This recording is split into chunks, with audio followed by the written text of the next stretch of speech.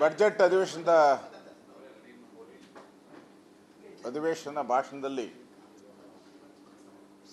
ಸರ್ಕಾರದ ತಪ್ಪುಗಳನ್ನು ಹೇಳುವಂಥ ಸಂದರ್ಭದಲ್ಲಿ ನಾನು ವಿಧಾನಸಭೆಯಲ್ಲಿ ಹೇಳಿದ್ದೆ, ಈ ಒಂದು ಬಜೆಟ್ ಏನು ಸಿದ್ದರಾಮಯ್ಯ ಮಂಡಿಸಿದ್ದಾನೆ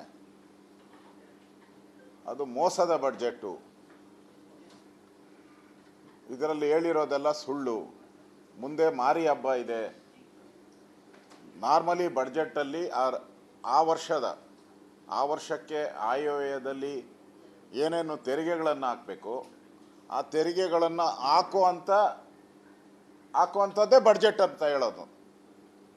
ಮತ್ತು ಅಭಿವೃದ್ಧಿ ಕಾರ್ಯ, ಆ ತೆರಿಗೆ ಹಣದಿಂದ ಏನು ಹಣ ಬರುತ್ತೆ ಅದನ್ನು ಅಭಿವೃದ್ಧಿ ಕಾರ್ಯಕ್ಕೆ ಹೇಗೆ ಯೂಸ್ ಮಾಡ್ತೀರಿ ಅಂತ ಹೇಳೋದೇ ಬಡ್ಜೆಟ್ಟು. ಇಲ್ಲಿ ಒನ್ ಸೈಡ್ ಬಡ್ಜೆಟ್ಟು.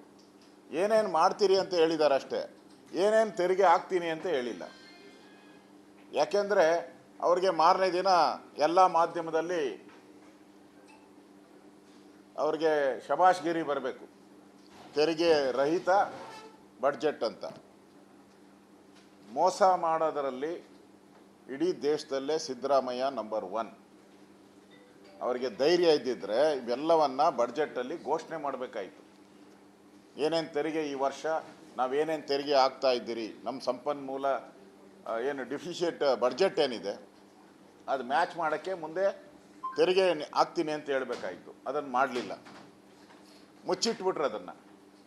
ಇಡನ್ ಅಜೆಂಡಾ ಅದು, ಸಿದ್ದರಾಮಯ್ಯನವರ ಇಡನ್ ಅಜೆಂಡಾ.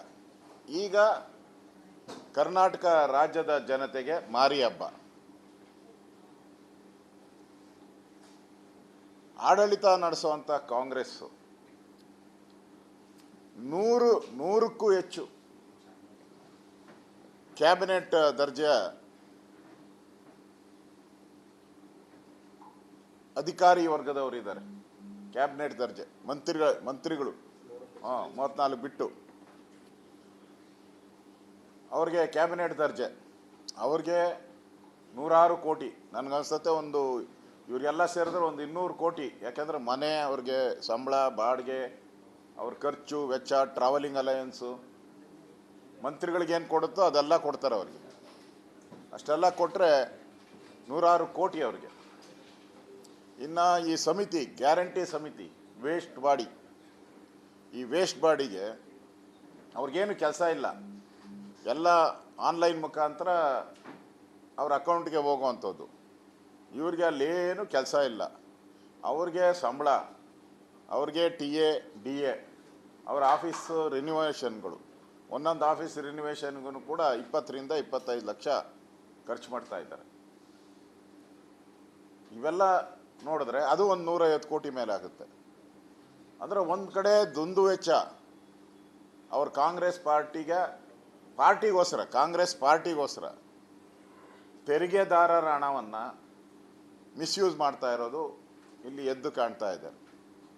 ಇದೆಲ್ಲವನ್ನು ನಿಲ್ಲಿಸಿದ್ರೆ ಇದು ವೇಸ್ಟ್. ಇದು ಮಂತ್ರಿಗಳು 34 ಜನ ತಗೊಂಡ್ಲಿ, ಆದರೆ ಉಳಿದಂಥವ್ರು ಏನು ಮಾಡಿದ್ದಾರೆ ಮತ್ತು ಸಮಿತಿಗಳೇನು ಮಾಡಿದೆ, ಇದನ್ನು ನಿಲ್ಲಿಸಿದ್ರೇ ಈ ಹಣ ನಾವು ಸೇವ್ ಮಾಡ್ಬೋದಾಯಿತು. ಇವತ್ತು ಇಡೀ ಕರ್ನಾಟಕ ಇನ್ನು ಬಡ್ಜೆಟ್ ಬಂದು 1 ತಿಂಗಳು ಮುಗ್ದಿಲ್ಲ. ಇನ್ನೂ ಹೇಳ್ತಾರೆ, ಅದೇನೋ ಹೇಳ್ಬೋದೋ ಬೇಡ ಗೊತ್ತಿಲ್ಲ, ತಿಥಿ ಅದೇನೋ ಇದೆಯಾ ಹೇಳ್ತಾರಲ್ಲ, ಹಂಗೆ ಈ ಸರ್ಕಾರದ ತಿಥಿ ಆಗಿದೆಯೋ ಗೊತ್ತಿಲ್ಲ. ಇನ್ನು ಬಡ್ಜೆಟ್ ಆಗಿ ಇನ್ನೂ ಒಂದು 10 ದಿನನೂ ಮುಗ್ದಿಲ್ಲ. 10 ಡೇಸ್, ವಿತಿನ್ 10 ಡೇಸ್ ಸಿದ್ದರಾಮಯ್ಯನವರು ಈ ಏರಿಕೆಗಳನ್ನು ಮಾಡಿದ್ದಾರೆ. ಅದನ್ನು ಬಡ್ಜೆಟಲ್ಲಿ ಹೇಳಿದರೆ ಏನಾಗ್ತಾ ಇತ್ತು ಇವ್ರಿಗೆ? ಬಡ್ಜೆಟಲ್ಲಿ ಹೇಳ್ಬೋದಾಯ್ತಲ್ಲ. ಈ ಸಿದ್ದರಾಮಯ್ಯ ಬಂದ ಮೇಲೆ 20 ತಿಂಗಳಲ್ಲಿ 3 ಬಾರಿ ಹಾಲಿನ ದರವನ್ನು ಏರಿಕೆ ಮಾಡಿದ್ದಾರೆ. ಆಗಸ್ಟಲ್ಲಿ ಒಂದು ಸರಿ ಏರಿಕೆ ಮಾಡಿದ್ರು, 23 ಜೂನ್ 24ರಲ್ಲಿ ಅವಾಗ 2 ರೂಪಾಯಿ ಏರಿಕೆ ಮಾಡಿದ್ರು. ಮಾರ್ಚ್ ಈಗ 4 ರೂಪಾಯಿ ಏರಿಕೆ, ಒಟ್ಟು 9 ರೂಪಾಯಿ ಏರಿಕೆ. ಈ ಮನೆ ಕಾಂಗ್ರೆಸ್ ಅವರು ಮನೆ ಆಳ ಕೆಲಸ, ಇದನ್ನೇ ಮನೆ ಆಳ ಕೆಲಸ ಅಂತ ಹೇಳೋದು. ಮೊದಲು ಏರಿಕೆ ಮಾಡಿದಾಗ ಏನು ಹೇಳಿದ್ರು, ರೈತರ ಸಂಕಷ್ಟ ನೋಡೋಕ್ಕಾಗಲ್ಲ, ಕಣ್ಣೀರು ಬರ್ತೈತೆ ಅಂದರು. ದುಡ್ಡೆಲ್ಲ ಎಲ್ಲಿಗೋಯ್ತು? ಇವ್ರ ಜಾಬ್ಗೆ ಹೊರಟೋಯ್ತು. ರೈತರಿಗೆ ಎಲ್ಲಿ ದುಡ್ಡು ಕೊಟ್ಟರು ಅವರು? ಒಂದು ನಯಾ ಪೈಸನೂ ರೈತರಿಗೆ ಕೊಡಲಿಲ್ಲ. ಮತ್ತೆ ಅದೇ 2 ರೂಪಾಯಿ ಮತ್ತೆ ಏರಿಕೆ, ಮತ್ತೆ ರೈತರಿಗೆ ನಾಮ, ಮತ್ತೆ ಈಗ 4 ರೂಪಾಯಿ ಏರಿಕೆ. ರೈತರಿಗೆ ಕೊಡ್ತಾರೋ ಇಲ್ಲೋ ಗೊತ್ತಿಲ್ಲ. ಅಲ್ಲ ರೀ, ಸರ್ಕಾರದಲ್ಲಿ ಹಣ ಇಲ್ಲ, ಪಾಪರ ಹುಟ್ಟಿದಿರಿ ಅಂತ ಹೇಳಿದ್ರೆ ನೀವು ತೆರಿಗೆ ಹಾಕಿ ಹಾಲಿನ ದರ ಜಾಸ್ತಿ ಮಾಡಿ ನೀವು ಕೊಡಿ. ಸರ್ಕಾರ ಪಾಪರ್ ಆಗಿಲ್ಲ ಅಂತ ನೀವೇ ಹೇಳ್ತೀರಾ. ನಾವು ಪಾಪರ್ ಅಂದರೆ ಇಲ್ಲ ಇಲ್ಲ ಅಂತೀರಾ, ಮತ್ತೆ ತೆರಿಗೆ ಹಾಕ್ತೀರಾ. ಪಾಪರ್ ಆಗಿಲ್ಲ ಅಂದರೆ ತೆರಿಗೆ ವೈ? ನೀವು ಕೇಳ್ಬೋದು, ಹಾಗಾದ್ರೆ ಹಿಂದೆ ನಿಮ್ಮ ಸರ್ಕಾರ ಇತ್ತಲ್ಲ ಬೊಮ್ಮಾಯಿ ಹಾಕಿದ್ರ? ಇಲ್ಲ, ಹಾಕಿಲ್ಲ. ನಾವು ತೆರಿಗೆ ಹಾಕಿಲ್ಲ. ಬಸ್ ದರನೇ ಏರಿಕೆ ಮಾಡಿಲ್ಲ ನಾವು. ಹಿಂದೆ 3 ವರ್ಷ ಬಸ್ ದರನೇ ಏರಿಕೆ ಮಾಡಿಲ್ಲ ನಾವು. ಹಿಂದೆ 2010 ಏರಿಕೆ ಮಾಡಿರೋದನ್ನ ಹೇಳ್ತಾವ್ರೆ, ಯಾವುದೋ ಒಬಿರಾಯಿನ ಕಾಲದ್ದು. ಬಸ್ ದರನೇ ಏರಿಕೆ ಮಾಡಿಲ್ಲ ನಾವು. ನೀರಿನ ದರ ಏರಿಕೆ ಮಾಡಿಲ್ಲ.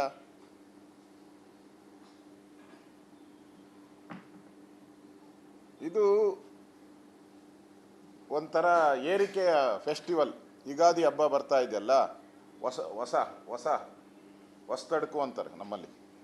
ಹೊಸ ವರ್ಷ ಹೊಸತಡ್ಕು, ಎರಡಕ್ಕೂ ಟ್ಯಾಕ್ಸ್ ಹಾಕಿದ್ದಾರೆ. ಒಂದಿನ ಸ್ವೀಟ್ ಮಾಡ್ತೀರಿ, ಅದಕ್ಕೆ ಹಾಲು ಒಂದಿನ ಸ್ವೀಟ್ ಮಾಡೋದು ನಮ್ಮಲ್ಲಿ. ಯುಗಾದಿ ಹಬ್ಬಕ್ಕೆ ಒಂದಿನ ಸ್ವೀಟು, ಅದಕ್ಕೆ ಹಾಲಿನ ಬೆಲೆ ಜಾಸ್ತಿ ಮಾಡಿದ್ದೀರಿ. ಇನ್ನೊಂದು ದಿನ ಹೊಸತಡ್ಕು, ಅದಕ್ಕೆ ಶಾಕ್ ಹೊಡಿಬೇಕಲ್ಲ, ಅದೆಲ್ಲ non veg. Veg non veg, ಅದಕ್ಕೆ ಕರೆಂಟು ಶಾಕ್ ಹೊಡೆದಿದ್ದಾರೆ ಅಷ್ಟೆ. 2 ಹಬ್ಬಕ್ಕೂ ನಮಗೆ ಈ ಒಂದು ಶಾಕನ್ನು ಕೊಟ್ಟಿದ್ದಾರೆ. ಯುಗಾದಿ ಹಬ್ಬದ ಶಾಕ್ ಟ್ರೀಟ್ಮೆಂಟ್ ಅಂತಾರಲ್ಲ, ಈ ಶಾಕ್ ಟ್ರೀಟ್ಮೆಂಟ್ ಇದು. ಈ ಸರ್ಕಾರದ ಶಾಕ್ ಟ್ರೀಟ್ಮೆಂಟ್ ಮಾಡಿದ್ದಾರೆ ಇವತ್ತು. ಸಿದ್ದರಾಮಯ್ಯನವರು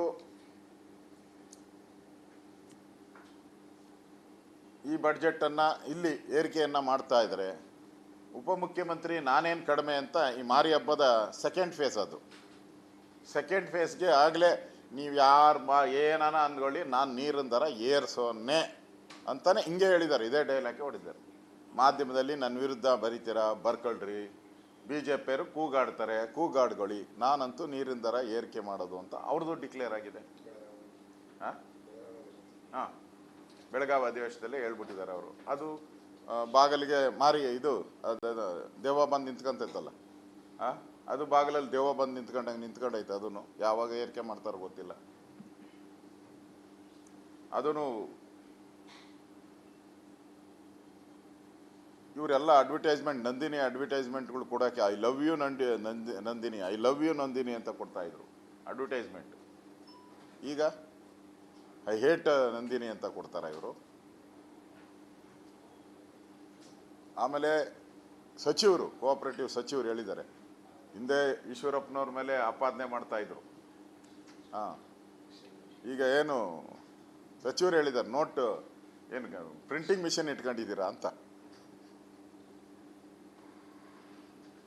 ಅಂದರೆ ದುರಾಂಕಾರದ ಪರಮಾವಧಿ ಈ ಸರ್ಕಾರದ ದುರಾಂಕಾರದ ಪದ. ಹಂಗಾರೆ ಜನ ಏನು ಪ್ರಿಂಟಿಂಗ್ ಮಿಷನ್ ಇಟ್ಕೊಂಡಿದ್ದಾರಾ?